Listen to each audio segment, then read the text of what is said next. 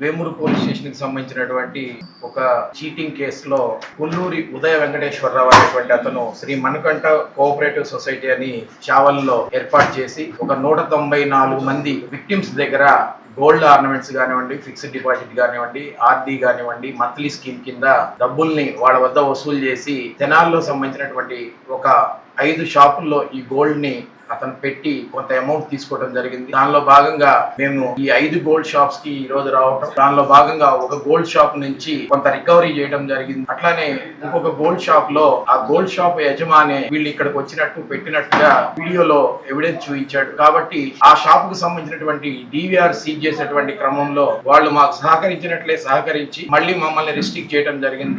దానిలో భాగంగా ఆ వ్యక్తిని రిస్ట్రిక్ట్ చేసినటువంటి వ్యక్తిని మేము ఈ కేసులో సీజ్ చేసినటువంటి డివిఆర్ ని పోలీస్ స్టేషన్ తీసుకొని వచ్చి ప్రొసీడింగ్స్ రాసి మధ్యవర్తుల సమక్షంలో ఆ కాపీని కూడా వాళ్ళకి అందజేయడం జరిగింది. ఏదైతే పెద్దల సమక్షంలోనే డివిఆర్ సీజ్ చేయడం అనేటువంటిది జరిగింది, ఆ ప్రొసీడింగ్స్ రాసేటువంటి క్రమంలో దానిలో దాదాపు 6 నెలలకు సంబంధించినటువంటి డేటా ఉంది అనేటువంటిది వాళ్ళకి తెలిసిన మీదకు మాకు ఇచ్చేటువంటి డివిఆర్ ని మేము రాసేటువంటి క్రమంలో పోలీసుల్ని నెట్టేసి ఆ డివిఆర్ లాక్కోవడానికి ప్రయత్నం చేశారు. ఆ క్రమంలోనే వాళ్ళని పోలీస్ స్టేషన్ తీసుకొని రావడం జరిగింది.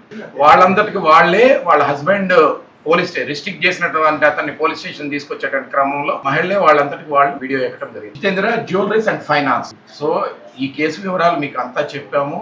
ఉన్నది ఉన్నట్టు యాజ్ పర్ లా మాత్రమే చేశాం. పోలీసుల మీద దాడి అనేటువంటిది ఏం జరగలేదు, రిస్ట్రిక్ట్ చేశారు. వీడియో ఏదైతే డివిఆర్ ఇచ్చారో ఆ డివిఆర్ తీసుకున్నటువంటి క్రమంలో ప్రొసీడింగ్స్ రాసేటువంటి క్రమంలో మళ్ళీ డివిఆర్ ని లాక్కోవటం జరిగింది. అంతే తప్ప ఎవరిని కూడా దాడి చేయటాలు అటువంటి ఏమీ లేదు. కాకపోతే రిస్ట్రిక్షన్స్ లో కొద్ది తోపులాట అయితే